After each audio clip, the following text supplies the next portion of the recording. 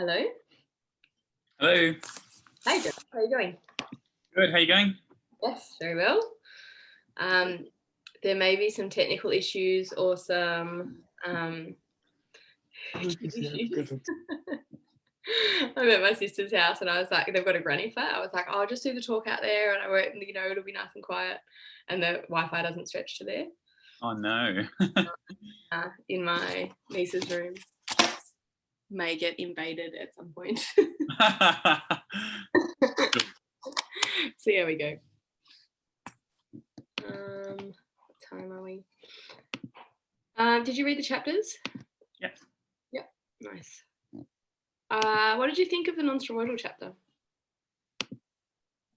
In or the anti-inflammatory chapter, I should say. The anti-inflammatory chapter. I learned that paracetamol was technically anti-inflammatory. Me too. That was interesting.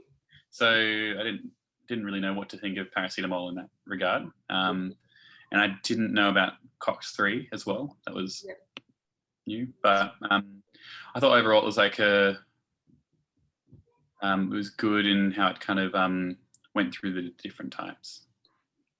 Yeah, I did too. I really want to have, like, it sort of did it in the text. I really want to have COX-1 does this, COX-2 does this. Yes. And it sort of said that, but then it kind of almost, I found there's a couple of contradictory things, like if with COX-1 inhibition, you're more likely to get gastric ulceration. But then it said COX-2 is responsible for GI integrity and ulcer healing. So yeah, I couldn't work out how that would work, but anyway, this is hi Jeff.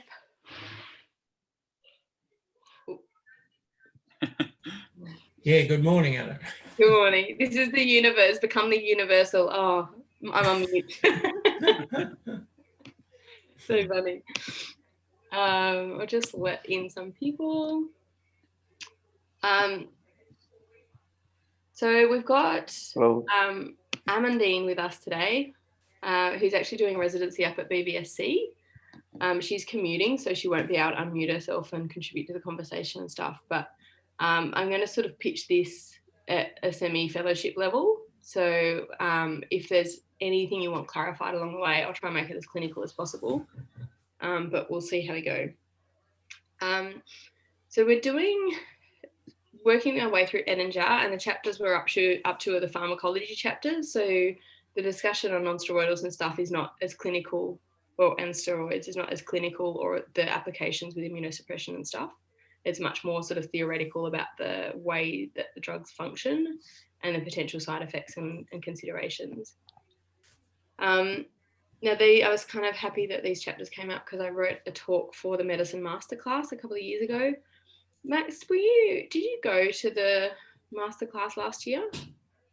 No, I didn't. I think it was in Brisbane last year, and then year before it was in Sydney. So the medicine masterclass is essentially a conference for specialists and for people training to be specialists, and essentially everybody that attends has to do a presentation. So it just keeps that kind of standard of presentations at what is expected by both the people that are examining you and the people who are kind of learning what's expected of them. The last few masterclasses, what has been presented has been asked as questions. So it's a really good resource. I haven't heard of one scheduled for this year, but it might be worth, Max, if it's usually a resident that organises it, if you wanted to organise a Zoom one, it's a lot of people have got talks that they've done 5 years ago or something like that a lot of the residents haven't seen before, but it might be an excellent opportunity to get some extra training at the level that you should be learning at, because it's very hard to find otherwise. Anyway, so this talk I did was just on immunomodulatory drugs. Oh, sorry. I was just explaining to Josh. I'm in my niece's room on holidays and I nearly broke her chair just now. It's not designed for adults. So the edited chapters were steroidal and non-steroidal anti-inflammatories and immunomodulatory drugs. So I've just modified my talk very slightly.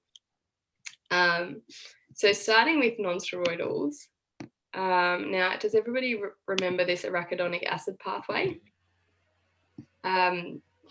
So essentially membrane phospholipids, the phospho, or that, you know, there's a whole heap of them, are broken down via phospholipases, phospholipase A2, into arachidonic acid.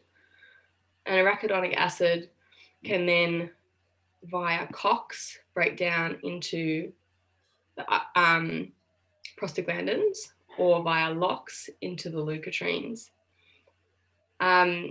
All of these products are called eicosanoids. So anything that is produced as a result of breakdown of membrane phospholipids via the arachidonic acid pathway is called an eicosanoid. And then the subcategories in there are obviously the prostaglandins, which are the main ones, which are divided into prostaglandin, prostacyclin, and thromboxane. And these ones over here, there's lipoxins, a lot of the leukotrienes, and also eotaxins, eosinophil chemotaxins are sort of included in this side. So first we're going to talk about non-steroidals, and then we'll move on to steroids, and we'll merge the anti-inflammatory effects with the immunosuppressive effects, immunomodulatory effects of steroids. So if we're looking at where non-steroidals work in this pathway, it's at these, we all know this, but at these COX enzymes. So we've got inhibition of conversion of arachidonic acid into prostaglandins, resulting in decreased prostaglandin, prostacyclin, and thromboxane, depending on which COX pathway we're inhibiting. As a medicine person, I don't prescribe non-steroidals very often, but can I just do a quick poll of what their go-to non-steroidal is for a dog for you guys? I usually go like Erocoxib. Yeah. More COX Yes, same. Or meloxicam, sort of depending on the situation. Like meloxicam, like post desexing. Yeah. Max? Meloxicam. Meloxicam, yeah. Yeah. Jeff? Oh, I sort of grew up on carprofen to a large degree, and I still like it because it's convenient. I remember the dose better, and, and I'm more used to it. Old traditions die hard, but the meloxicam seems to me at Gladesville certainly to be the one that's preferred or used most often. Yeah. But I remember reading once that non-steroidals are like a pair of trousers. You have to choose the one that fits you. Yeah. It's, well, given the risk of getting the dose wrong, I feel like the one that you're comfortable with, one that you can anticipate the side effects of in different patients and stuff like that is probably the best bet. I usually prescribe Firocoxib if it's oral, but obviously injectable, we're so limited with options that I think meloxicam's the go-to. So we talked about the mechanism of action. I don't want to harp on about this because it's sort of, I guess, theoretical. But what I did find interesting from the Edinger chapter is learning about the mechanism of pain relief, and that based on the studies, it gives either equal or superior pain relief as butorphanol or buprenorphine does, or non-steroidals in general do, and equal pain relief to the mu agonists like morphine and stuff, which I was really surprised at. Yeah. And I usually sort of stay away from non-steroidals because we always see the disasters, but that's really significant pain relief, which has really significant impact on quality of life. So even at low doses, potentially with lower risks of side effects, that I should probably be considering using them more in painful patients. The other thing that really jumped out that I thought was a good point from this chapter was that non-steroidals should always be dosed on lean body weight, not obese weight. And a lot of the patients, particularly with osteoarthritis and stuff that require it, are obese. And that's one of the main sources of significant overdoses, because a dog can be 50% overweight and that's kind of what people are just used to looking at, and you're giving them a 50% overdose. I should clarify that pain relief was not visceral pain. It was orthopedic or soft tissue pain.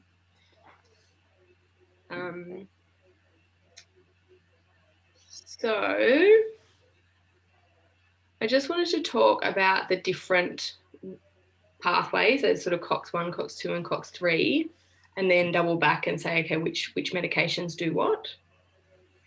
So did anybody remember from those chapters what COX-1, so essentially the pathways, what is produced from these pathways has an inducible effect, and also in a lot of cases a constitutive effect, which is like it's, so for example, COX-1 is induced in inflammatory states and increases up to 2 to 3 times when there's tissue injury. But there's also a baseline level of production of prostaglandins through that COX-1 pathway that contributes to thromboxane being produced, which is really important in platelet aggregation, and that's just not really important in normal functions. That's what I'm trying to say by the constitutive enzyme. So we need to have some function of that pathway for normal function, and obviously where we overdo inhibition of these pathways is where we end up with side effects. Does that make sense? Really obvious, but so COX-1 prostaglandins are responsible for vascular and bronchial smooth muscle tone, fluid balance, and negative feedback on CAMP. So if you've got a loss of the vascular and bronchial smooth muscle tone, what side effect are you going to get if you inhibit that constitutive effect of COX-1? Well, low blood pressure. Yeah. And it'd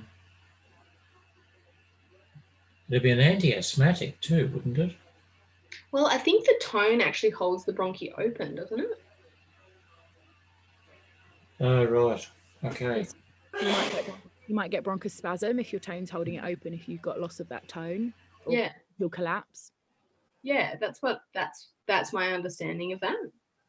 And certainly in humans with non-steroidals, asthma is one of the side effects, and I'm not sure whether that's been documented in cats or not. But yeah, my kids wheeze if I give them ibuprofen, which is sort of a nice little demonstration of how that works in practice. So inhibiting that tone causes asthma. Fluid balance, and this is through, I think, multiple different effects. It's not just the vascular tone, and obviously the impact that then has on the renin-angiotensin-aldosterone system, but also it has a negative COX-1 pathway prostaglandins have a negative feedback on CAMP. Does anyone know what CAMP is? Little c, big A, big M, big P? Yeah, cyclic AMP. Yeah. Good, we got one word. Endosin monophosphate. Good, excellent. Yeah. Do you know what that does in the body? I think. Oh, I was reading the CMP, and I think it's used for like a membrane transport mechanism. It's membrane signaling. Membrane signaling, yeah. So Yeah. it's a really important second messenger. So when, for example, if just don't want to lead you astray and tell you a function that's not controlled by CAMP, but ADH is one of them. So if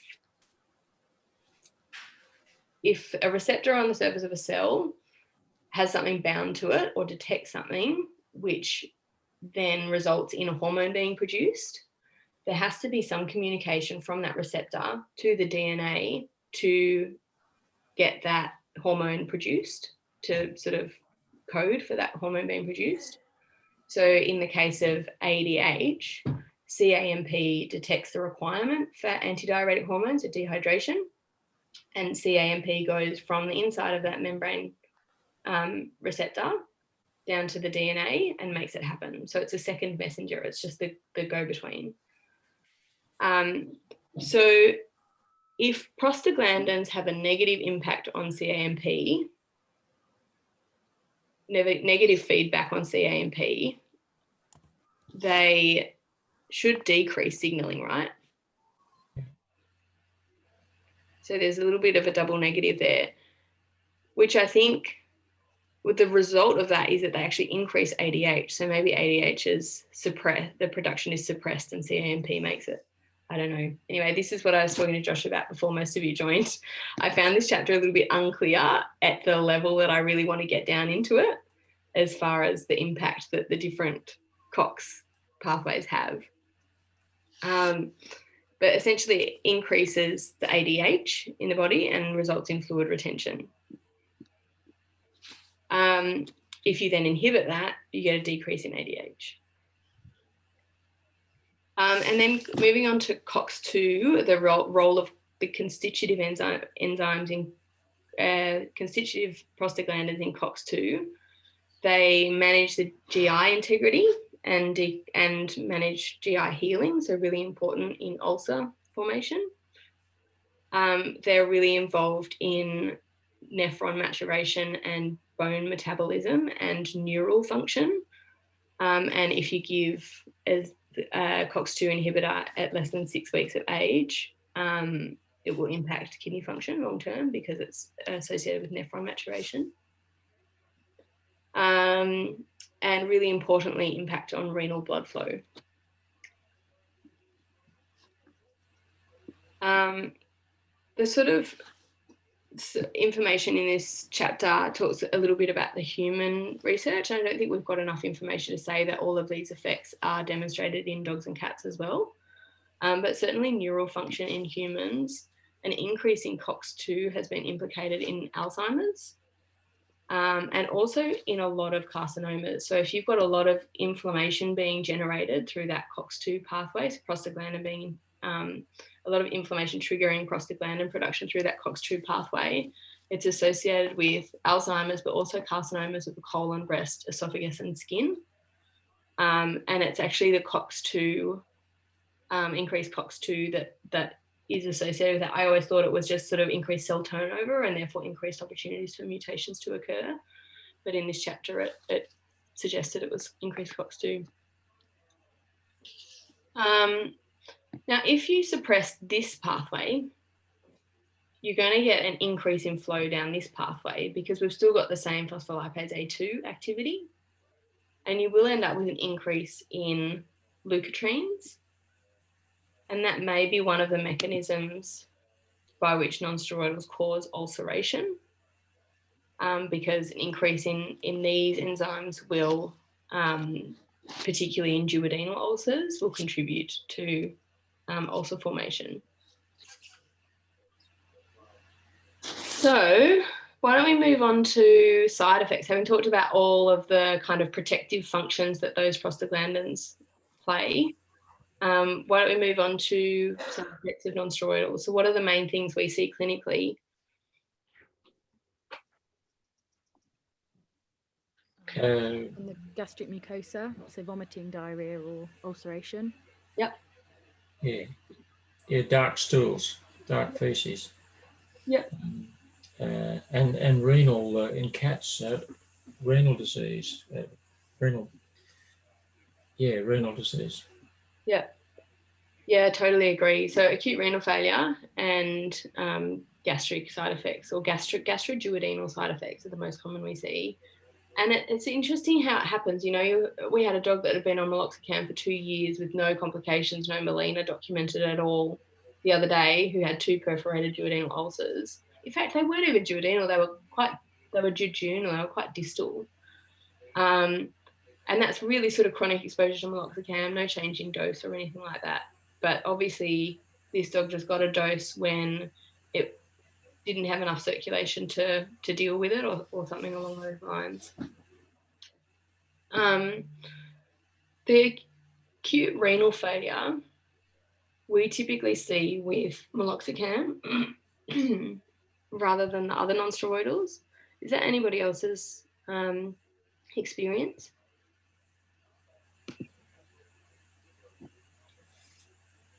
Yeah, I'd say so, but I also think I probably prescribe it a lot, so it's probably the most commonly used one. Yeah, exactly. So my gut is meloxicam's bad, and that's so totally unfair because meloxicam's the only injectable we have ready access to.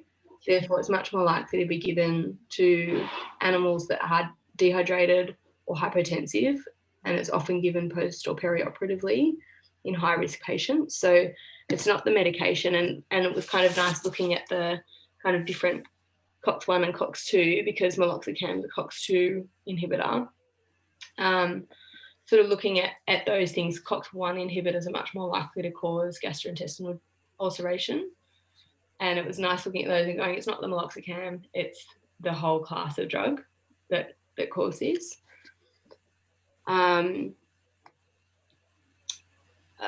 Other side effect we haven't mentioned, and I think we see it so rarely, but is hepatotoxicity. Can anyone tell me the mechanism that non-steroidals would cause hepatotoxicity in a cat?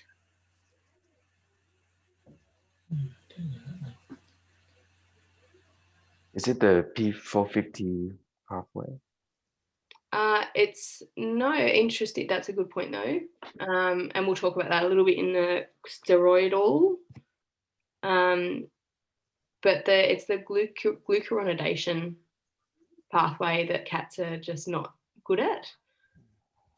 So they've got limited ability to glucuronidate, which is one of the mechanisms of detoxification.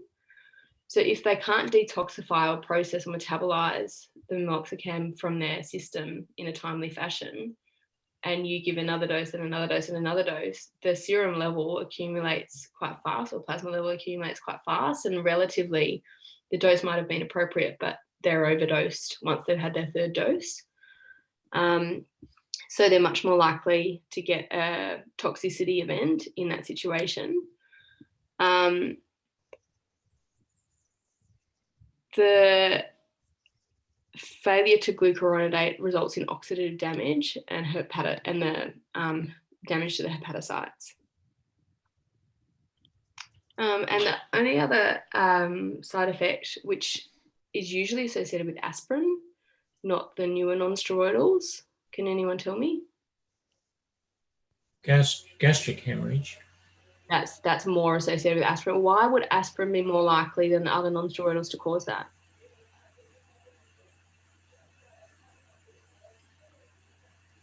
Do you mean the side effects? Aspirin is more likely to cause, like a coagulopathy, something like that? Good, yeah, exactly. By what mechanism? I think it's a platelet dysfunction, the adhesion of the platelet. Can you see why? I'm giving you a hint. Look at your screen. Oh, the thromboxane. Yeah, good. And just to backtrack a little bit, you said that if you inhibit the COX, you get more LOX. Yeah. In the same process, if you inhibit COX-1, does that mean you get more COX-2? That's a really interesting question, and it wasn't talked about in that chapter. I have to say I don't know the answer, but that's a really interesting potential complication, I guess, with these selective COX inhibitors.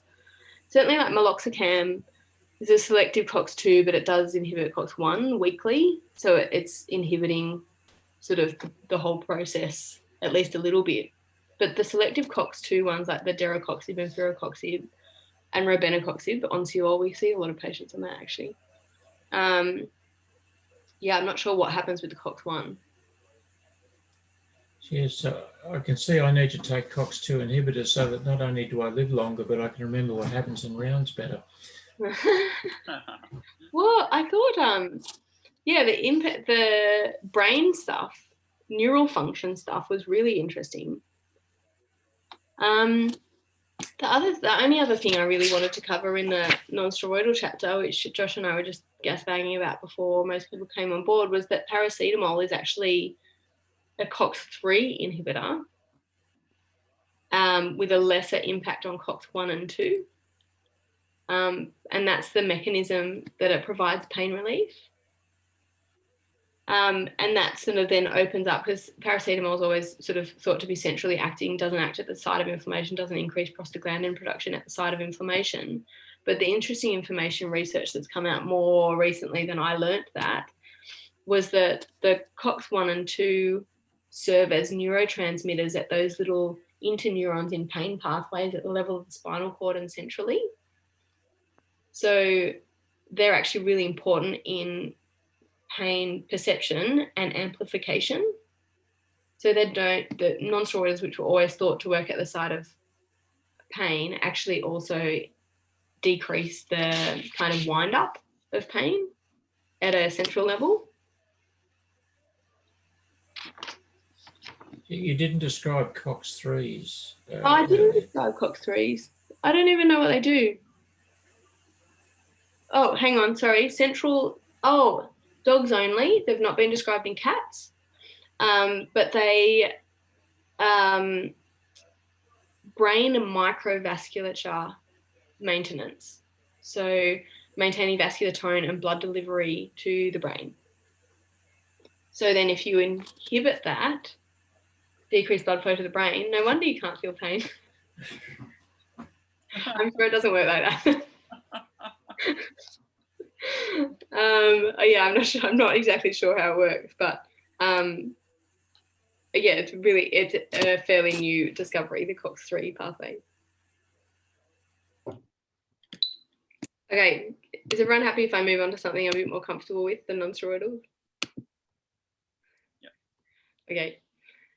So the talk that I did originally, it's to do with immunosuppressants, and certainly the chapter talks about the pharmacology of these medications, but I'm just going to do a really quick review of immunology, so that we can then look at what elements of that response that we're targeting with our immunosuppressants. And then we're going to talk about the mechanisms of actions and indications for use for the glucocorticoids, the calcineurin inhibitors, and then the inhibitors, which calcineurin inhibitors, cyclosporin, and then inhibitors of DNA and RNA synthesis, which include azathioprine, mycophenolate, and leflunomide. There's a couple of really good review articles. Max, get on it. There's a good presentation at ACVIM, conference proceedings, which review all of the immunosuppressants. Now, I should warn you that this talk contains a lot of really complicated looking diagrams, and when I see really complicated diagrams in talks, I switch off instantly because it's really overwhelming, and I'm going to try and talk us through them really sort of step by step. So can I get you to just ignore this picture for the moment while we go through the kind of text? But an initial immune response occurs when an antigen is phagocytosed by a dendritic cell. Now, that includes self-antigen, normal antigen, and antigen of a pathogen, potentially. If that dendritic cell thinks that the antigen is pathogenic or warrants responding to, it will present to the T helper cells, a naive T helper cell, which has never seen antigen before, and it will present that, it will hold it up on an MHC2 molecule. Self-antigen or normal antigen that they don't want a response to is presented on an MHC1 molecule. So the dendritic cell holds up the antigen on the MHC2 molecule, but it also puts something else out the side of itself called co-stimulatory molecule. And that tells that naive T helper cell whether the dendritic cell wants it to respond to it. So it differentiates to either mount a response or to tolerate the antigen. So if we go over to the diagram, we've got a pathogen here, and let's say this is a gram-negative bacteria, and our pathogen-associated microbial pattern is lipopolysaccharide. Our pattern recognition receptor is going to detect that lipopolysaccharide, and it's going to absorb it into the dendritic cell. That lipopolysaccharide is then going to be held up on an MHC2 molecule to interact with a receptor on a T helper cell molecule. Now, if you've just got that interaction, MHC2, antigen, T helper cell receptor, you don't get a response. In fact, you train the body to be unresponsive to that antigen. Whereas if the dendritic cell's got lipopolysaccharide, it's worth responding to, it's going to not just present it on an MHC2, but also present this co-stimulatory molecule, which is like, so this is sort of opening the door to a reaction, so to it mounting a response. So if we say it's turning the doorknob, this is the key. You can't get in unless you put the key in. Okay. So the T helper cell is then activated. Now, if we review the kind of parts of the immune system, or the way we were taught it, and obviously everyone's been taught differently, but I was taught there's an innate immune system and then an adaptive immune system. So both of these pathways are potentially targets for immunosuppressants. So this is the non-specific section that doesn't require any kind of recognition, and the adaptive section, which relies on being exposed to antigens and producing antibodies against them. So the potential outcomes, if an antigen-presenting cell presents self-antigen, if there is no co-stimulation, if the key isn't in the lock, that T helper cell will develop an anergy or tolerance toward the antigen that was presented. If there is co-stimulation, that T helper cell, the naive T helper cell, will either differentiate into a T helper cell 1, which results in cell-mediated immunity. Does anyone remember what cell-mediated immunity is?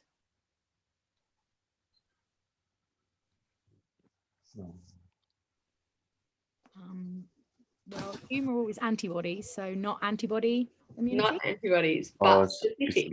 It's like a T lymphocyte that produce the factory produce antibody that causing immunity. That's the adaptive part. Exactly. Yep. So it's a cytotoxic T cell.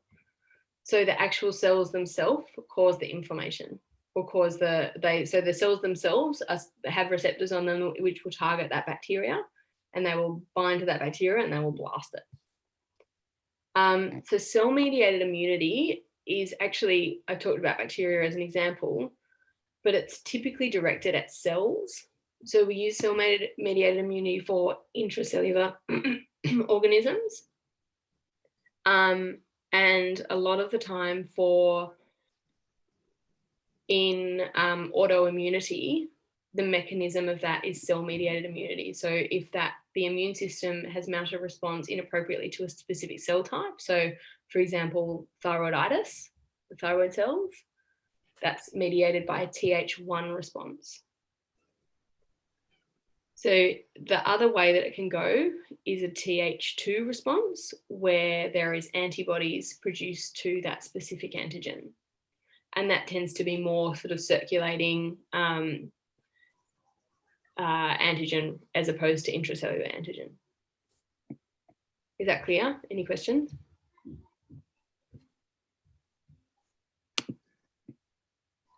I think, is everyone gone to sleep? So the T helper cell for the hormonal response is the T helper cell to stimulate the B cell. Is that right? Exactly right. Yeah, exactly. So okay. What we're talking about, so when that the naive T helper cell differentiates into Th1 or Th2, it actually, the main difference is the cytokines it releases to stimulate those different responses. So the Th1 cells don't become the cytotoxic T cells. They secrete the right cytokine profiles to activate cytotoxic T cells. The Th2, they don't become B cells and secrete, and plasma cells and secrete immunoglobulin. They secrete the cytokines which stimulate that response. So the helper cells are the ones that drive the response. They're not the ones that facilitate the response.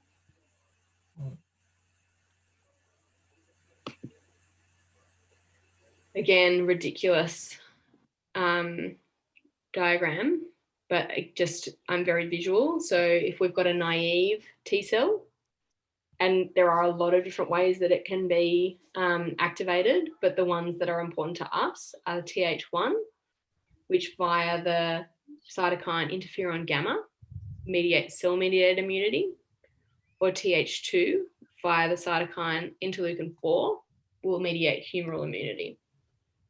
And then all of the rest of them are very specific responses which aren't relevant to talking about immunosuppressants. Okay, so moving on to practical application or clinical application. What do we need to be thinking about when we're choosing which immunosuppressant to use? Number one, is it a primary or secondary autoimmunity? And examples of that are, was there a liver infection which resulted in exposure of antigens of the hepatocytes, and the immune system mounted a response to both the infection and the hepatocyte antigen? And once the infection's cleared, we've still got ongoing immune-mediated inflammation in the liver, or autoimmune hepatitis. So that was the autoimmunity to the liver was secondary to the infection, but clearing the infection doesn't necessarily clear the autoimmunity. You need some immunosuppressants to make that happen, as opposed to primary autoimmunity, which is a dysfunction in the immune system itself, which means that the immune system has targeted, without any other underlying cause, a self-antigen. Is there documented improvement in clinical outcome with immunosuppression? And this is, I mean, obviously you don't want to be throwing around prednisolone unless you know exactly what you're dealing with. Well, not just prednisolone, but immunosuppression, unless you know what you're dealing with and that there's evidence that it's going to work. So for example, Addison's disease is an autoimmune disease. You don't treat the autoimmune component of it, you treat the impact that has on the patient. So you don't, and again, polyradiculoneuritis, it makes perfect sense to treat them with cortisone, but it worsens their outcome. So looking at the evidence for that, for the clinical outcomes. Are there any breed or species considerations? For example, cats don't do as well with azathioprine. It's not a great choice for them, and you want to use it at a very modified dose if you were using it. Patients with liver or kidney disease might process different medications or excrete different medications differently. Patients that were on ketoconazole, for example, and which might potentially impact the circulating serum levels and risk of toxicities. And could the side effects exacerbate the condition or the owner's perception of quality of life? And I think most of us have dealt with the golden retriever that you put on immunosuppressive doses of prednisolone, and the owner comes back in saying they're sicker than they were before. And I've certainly had that happen.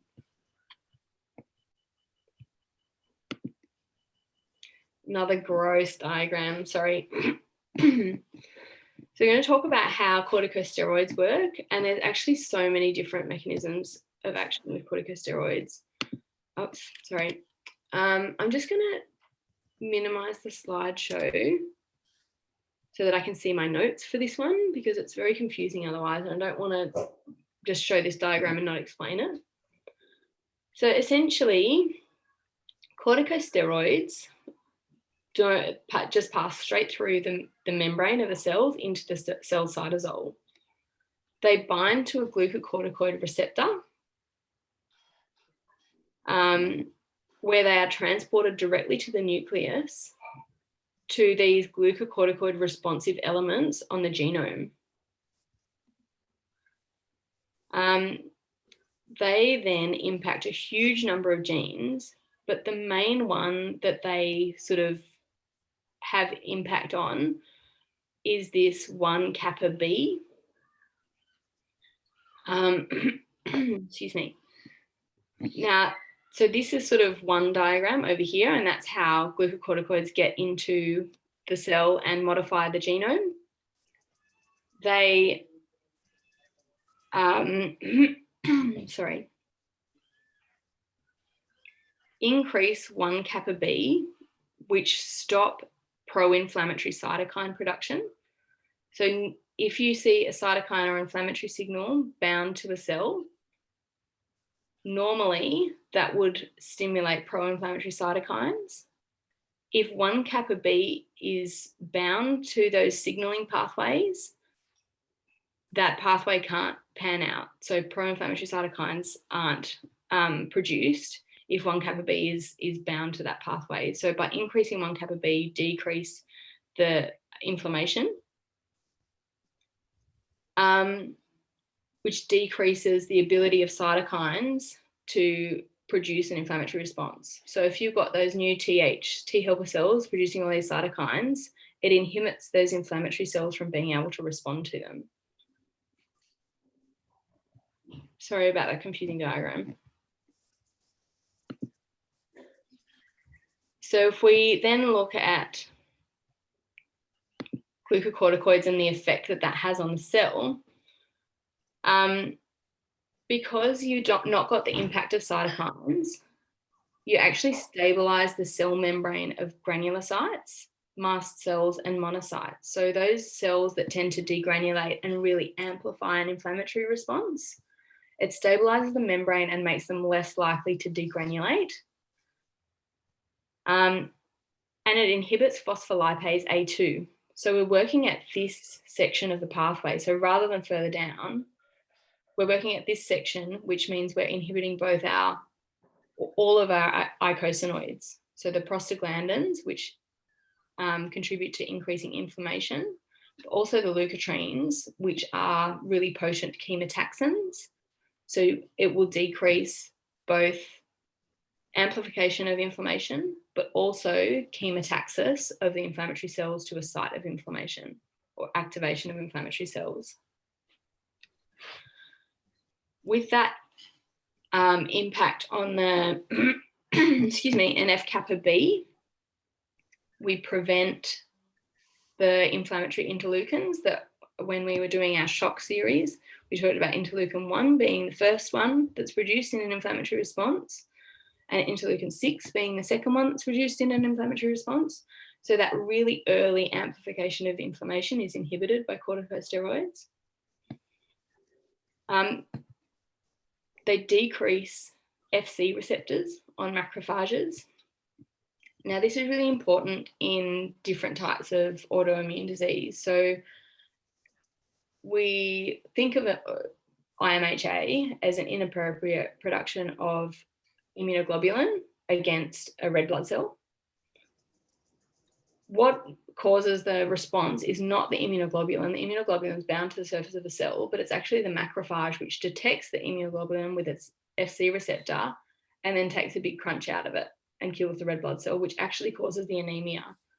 So if you decrease macrophage activity, it doesn't matter how many immunoglobulins are in circulation, the anemia is not going to progress as fast because you've got decreased macrophage activity. Does that make sense? Yeah. And that becomes really important because glucocorticoids are actually the only immunosuppressant we use which has that impact on the very early inflammatory and autoimmune response. Pretty well everything else relies on decreasing cytokines and decreasing lymphocyte activity. And that's quite delayed. So that's sort of 3 to 5 days before we get the initial effects of those. You know, if we start azathioprine, we don't expect a response for a week to 2 weeks, as opposed to glucocorticoids, which really help us in those early days via this inhibition of early inflammation. Glucocorticoids can also have positive or negative effects on naive versus activated cells. So they activate different areas of the genome in either naive or activated cells to decrease inflammation and decrease activation. They decrease antigen presentation on antigen presenting cells. And then they have the impact on the actual humoral immunity. as well. So decreasing T cell activity, which is that cytokine production, and via that cytokine inhibition, be it the B cells and plasma cells producing the immunoglobulins are suppressed. So that's about as much information as you can fit on one slide. Does anyone have any questions? Just another side effect of them, I'm just trying to work out how it fits in. Certainly they delay wound healing, I've noticed. Yeah. The other thing was I saw once a litter, the bitch had been given corticosteroids during the pregnancy, and the pups were all born with a degree of an inguinal hernia, anything from reasonably small to the whole midline abdomen open, and every combination in between. Wow. And I'm just wondering how that's related. Those two things are related. That I don't know. Yeah, I can't. I mean, we obviously know clinically that glucocorticoids decrease muscle strength and increase ligament laxity, and certainly animals are more prone to cruciate ligament rupture when they're on glucocorticoids. So I would say that it's something to do with fibroblast and cartilage production, or collagen production. Not cartilage, sorry, collagen production. But I don't know the mechanism of that. It's sort of one of these off-target effects, I think. Obviously, glucocorticoids have more of an impact than they do just on this pathway. Yeah, right. Anna. Yeah. With the macrophage FC receptors, is that the one that if in like cases of IMHA, if you give IV immunoglobulin, yeah, you're kind of targeting that part of it as well on the other side of glucocorticoid therapy? Absolutely. Yeah. Yeah. So IVIG, intravenous immunoglobulin, just floods the system with antibodies. And you'd sort of think, well, that should increase the inflammatory response. But what it does is actually blocks up all of those FC receptors on the macrophages and just blocks their activity. So you get less macrophage mediated phagocytosis. So I guess that kind of buys you more time. Absolutely, that's the idea. Yeah, for the immunosuppressants to kick in. And it would be such a good option in patients that can't tolerate corticosteroids. So, so often we've got patients that have been on non-steroidals long term or had them for the fever the day before, and we can't get the steroids started. That would be a really good indication for IVIG, which unfortunately is not very practical in Australia.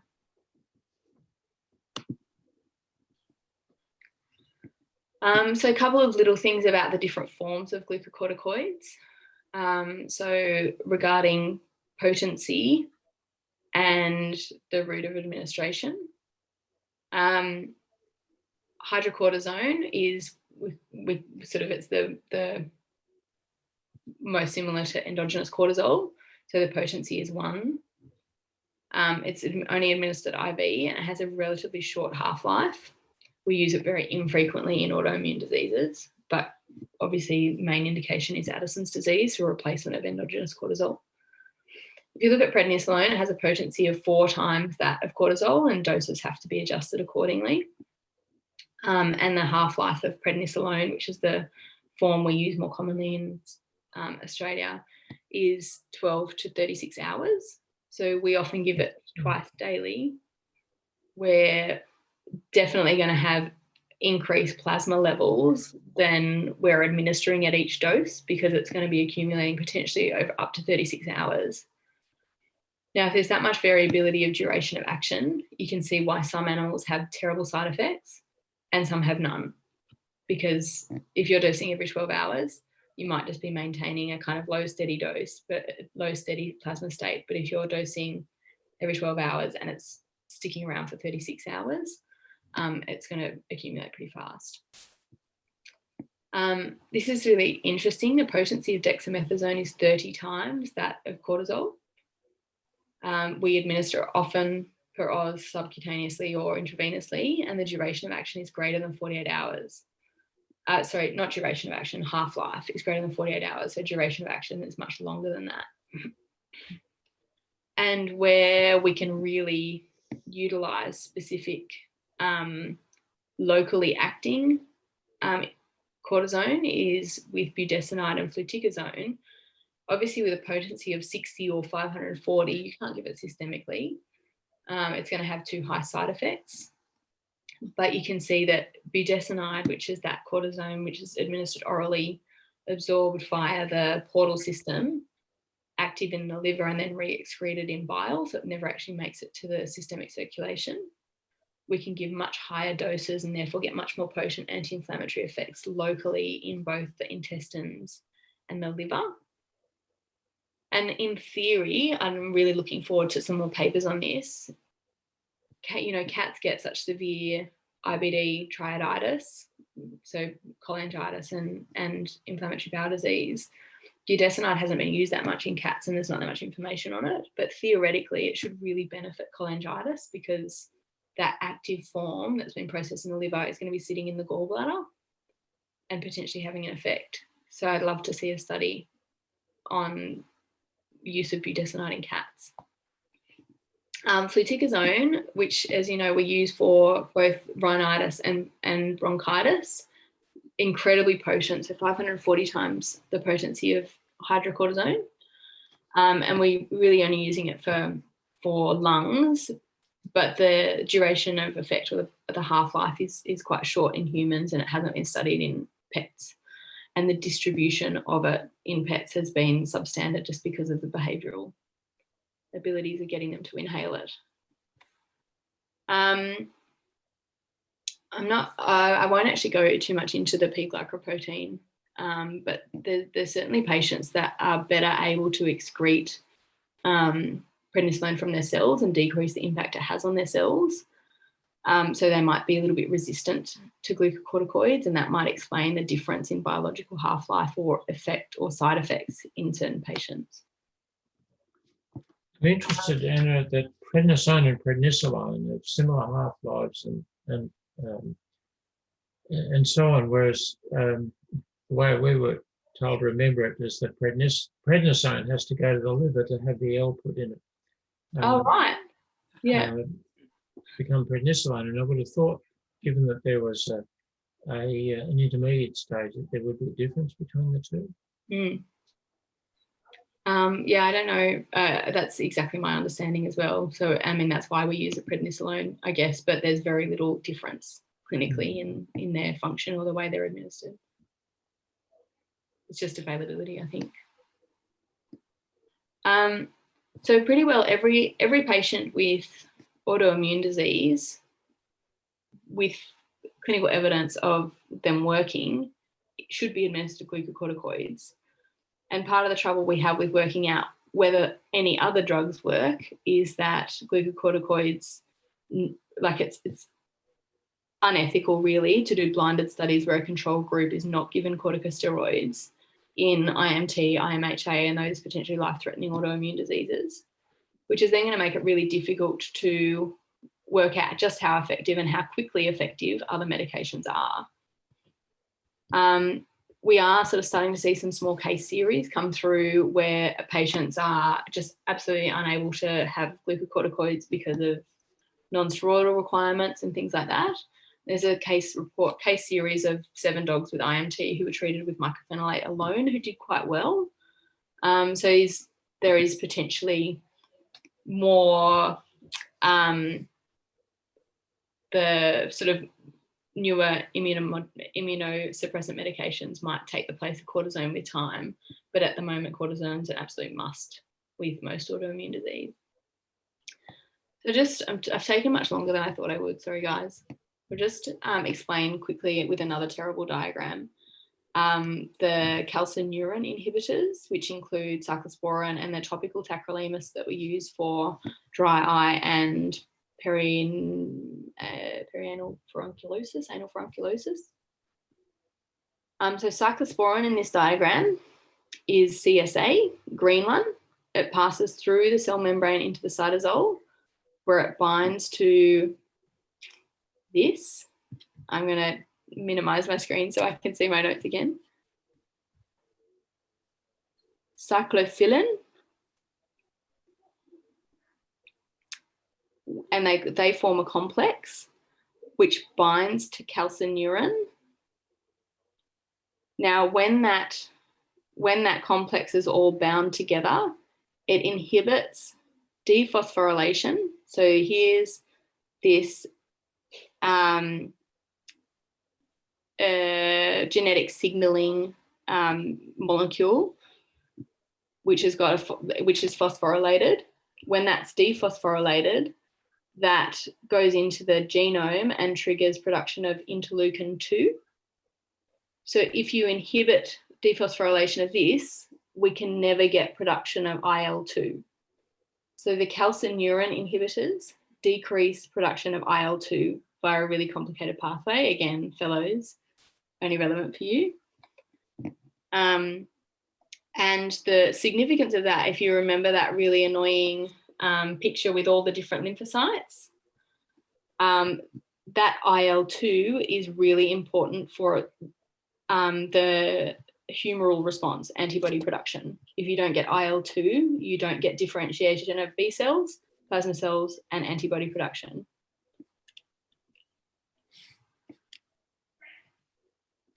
The side effects of cyclosporin and tacrolimus, if given systemically, nausea. So not just nausea, but 32% of patients given cyclosporin will vomit, and several will have diarrhea.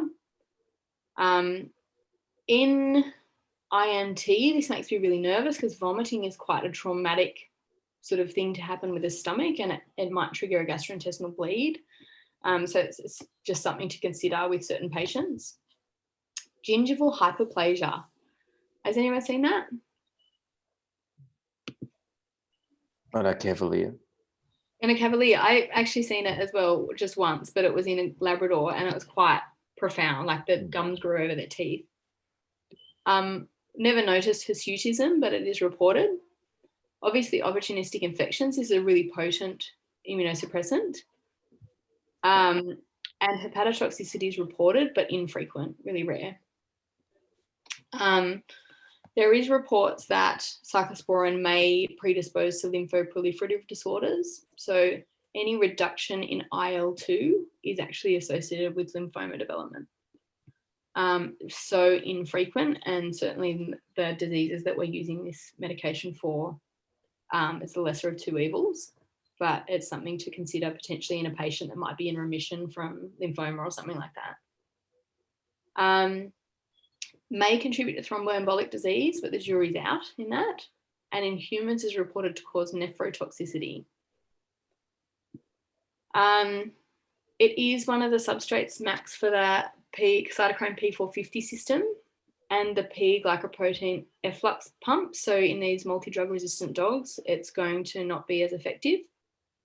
And some people use it with ketoconazole to increase its efficacy and decrease the required dose, but that results in really variable plasma levels of it and is not advised. Cyclosporin's been documented to be prednisolone sparing in IMT, IMHA, inflammatory bowel disease, pure red cell aplasia, myasthenia gravis, and meningitis of unknown etiology. It's also been used in transplantation to decrease organ rejection.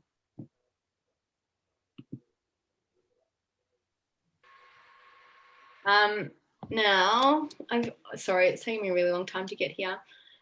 The rest of the medications we're going to talk about are inhibitors of DNA synthesis, and they all do this different ways. But the main light bulb moment that I got when I was studying this is sort of says in the books that azathioprine is a purine analog, and that mycophenolate it inhibits pyrimidine synthesis. And I didn't really understand what that meant. But I just want to point out that the purines are adenine, guanine, xanthine, and then a whole heap of other sort of cellular metabolism not organisms, obviously, products. And a pyrimidine is just like a purine, but slightly different structure, but cytosine, thymine, and uracil.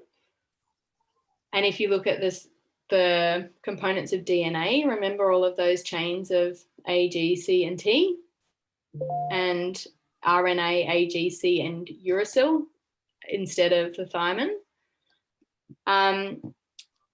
So if you don't have any of these purines, you can't make DNA or RNA, and therefore you can't carry out any signals that your cell is being given. So if you can't create DNA, the cell will die, essentially. So then why don't all cells die if you give a purine analog or an inhibitor of DNA production? And the reason is that lymphocytes in particular only have one pathway for purine production, whereas other cells have a whole heap of different ways of producing purine. So another terrible diagram, but essentially the whole idea is that purines and pyrimidines are going to be produced and they're going to go into DNA and RNA. So talking about azathioprine specifically, azathioprine gets incorporated, so it looks to the body like guanine and adenine, and it gets incorporated into DNA and RNA, which means that the body can't then read that code and the cell dies. The cell can't function anymore. Along the way, azathioprine produces toxic metabolites, and the thing that dictates how much toxic metabolite is produced is this TPMT. And interestingly, different species have different amounts of TPMT. So cats and schnauzers have very low TPMT, malamutes have very high TPMT, and the result of having low TPMT, is a risk of hepatotoxicity caused by oxidative damage and glutathione depletion.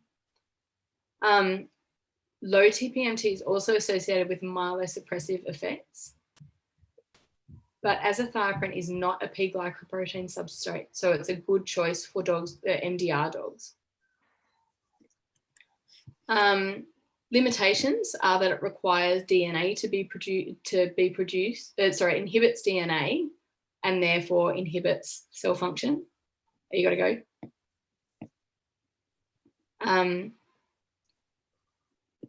So it inhibits cell function in that way, but it's slow. So it can take days to weeks to be effective. Because cats and schnauzers have low TMPT, it's not recommended to give these species azathioprine because they'll be more prone to the hepatotoxic and myelosuppressive effects. Mycophenolate works on the same pathway, but instead of kind of participating in this actual pathway, it just inhibits guanine formation by inhibiting this enzyme here.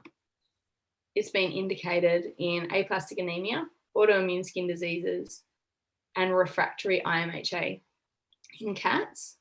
It doesn't seem to work with myasthenia gravis, but it has been published, a couple of patients with IMT being treated with mycophenolate without the prednisolone, and they've done quite well. The bad thing about mycophenolate is its drug interactions. So it can cause nausea, diarrhea, and appetite or weight loss, and I actually think that's much less frequent than with cyclosporin use.